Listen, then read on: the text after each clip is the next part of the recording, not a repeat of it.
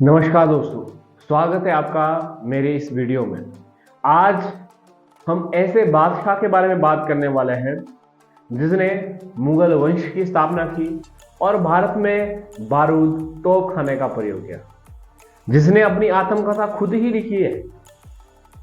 तो उस बादशाह का नाम है बाबर। जी हाँ, बाबर के बारे में अगर बात की जाए तो बाबर का जो जन्म हुआ है वो अंदीजान फरगना की जो राजधानी थी अंदीजान में हुआ था और 1483 के आसपास हुआ। और इनके जीवन में सबसे ज्यादा जो इफेक्ट पड़ा है वो उनकी नानी का पड़ा है। और जो उनके विरुद्ध षड्यंत्रकारी चीजें भी हुई उसको दूर करने के लिए उसकी एहसान दौलत बेगम का बहुत कंट्रीब्यूशन रहा है, जो उसकी नानी थी। जी हाँ, 1494 में वो अपने राजगद्दी पर बैठे, परगना की राजगद्दी पर बैठे। इससे पहले उमर शेख मिर्जा थे। उसके बाद इन्होंने कई राज्य को जीता, जैसे कि गजनी, काबुल, समरकंद। हाँ, समरकंद को उनको बहुत स्ट्रगल करना पड़ा उसको जीतने के लिए। तो ये उसकी प्रमुख विजय थी भारत पर विजय करने से पहले। क्या हुआ, ये अक्सर आपसे पूछा जाता है कि भारत में मुगल वंश की स्थापना कैसे हुई है। उसी चीज के बारे में आज मैं बताने वाला हूं आपको। क्योंकि जो बाबर था वो अपने पितृ पक्ष से 5वां वंशज माना जाता है और मातृ पक्ष से 14वां वंशज माना जाता है। क्योंकि जो उसका पितृ पक्ष था वो तुर्की था और जो मातृ पक्ष था वो आपका मंगोल था। ठीक है, तो दोनों का मिश्रण था बाबर। तो राजनीतिक रूप से और रणनीति के आकार पर तो बहुत सक्षम था। क्या होता है, जब वो बादशाह की उपाधि धारण करता है 1507 के आसपास, जब काबुल को विजय प्राप्त करता है, उसके बाद वो भारत को जीतने की कोशिश करता है। इस दौर में 1507 से लेकर या 1526 के बीच में काबुल में काफी चीजें ऊपर नीचे हो जाती है और वो कोशिश करता है कि उसको पैसे मिले। ठीक है, उसको पैसे मिले या धन मिले जिसमें शासन चला।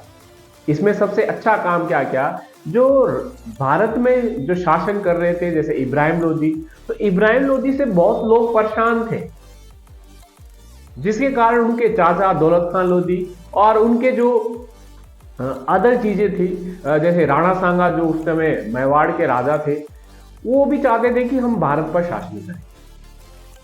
और पहले तो उन्होंने अलग अलग कोशिश की उसको बुलाने की, बाद में इकट्ठे हो गए और उनको बुलाने की कोशिश की बाबर को। बाबर ने ये मौका देखा और बाबर एंटर हुआ। पर रीजन ये था कि जो दौलत खान लोदी था और राणा सांगा ये अपने अपने आप को राजा बनाना चाह रहे थे, वो बाबर को पता था, जिसके कारण वो एंटर हुआ। और जब एंटर हुआ तो उसकी पहली लड़ाई हुई इब्राहिम लोदी के साथ। इब्राहिम लोदी के साथ लड़ाई हुई, जो कि आपको पता होगा पानीपत की पहली लड़ाई मानी जाती है 1526 में, जिसमें कि इब्राहिम लोदी हार गया था और बाबर जीत गया था।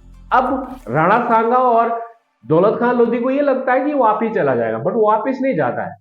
1527 में फिर से लड़ाई लड़ी जाती है, जिसे आप खानवा की लड़ाई कहते हैं। वो राणा सांगा के साथ लड़ी जाती है। इसमें राणा सांगा हार जाता है और माना जाता है कि इस लड़ाई में पहली बार जिहाद का नारा दिया था बाबर।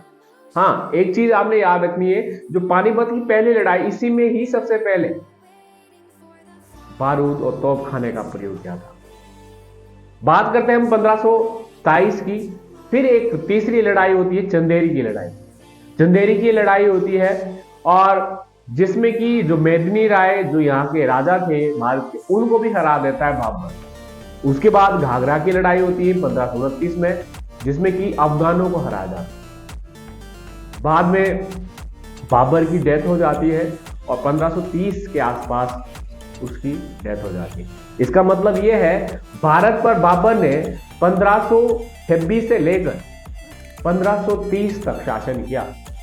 ठीक है, और जब इनकी डेथ हुई तो इनको आगरा के आरामबाग में दफनाया गया। बट बाबर को ये था कि मुझे काबुल में दफनाना है, जहां मेरी जन्मभूमि है, कर्म भूमि है, जिसे बाद में उनकी पत्नी ने उनको काबुल में दफनाया गया। यानी बाबर ही वो शासक था जिसको 2 बार दफनाया गया। अगर बाबर की आत्मकथा के बारे में बात करें तो मुगल बादशाहों में से 2 ही शासक हुए, उनमें से बाबर था जिसने अपनी आत्मकथा लिखी, जिसका नाम था तुझके बाबर। बाद में बाबरनामा बाद में फारसी में अनुवाद कराया गया, क्योंकि जो बाबर ने किताब लिखी वो उसने तुर्की भाषा में लिखी। तो ये बाबर के बारे में छोटी छोटी चीजें हैं जो आपको पता होनी चाहिए, जो मैंने आपको इस वीडियो में बताया। आज के इस वीडियो में इतना ही। धन्यवाद।